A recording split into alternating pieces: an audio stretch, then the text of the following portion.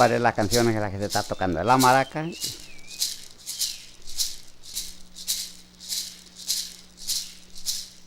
Na bie biro bie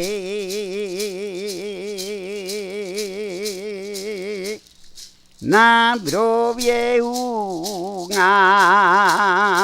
nya na biro bie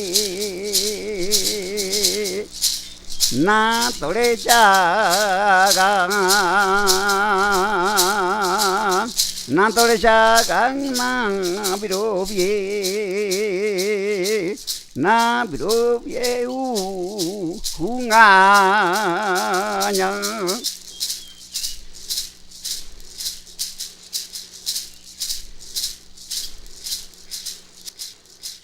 na biro bie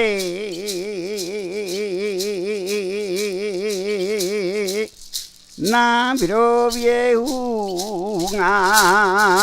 nya na biro bie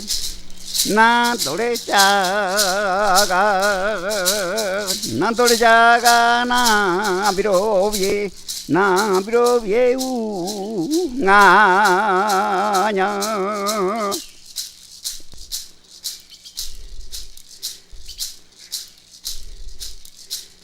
na biro bie na biro bie u nga nya na tore cha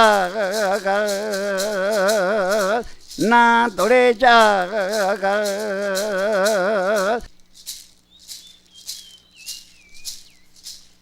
na bie biro bie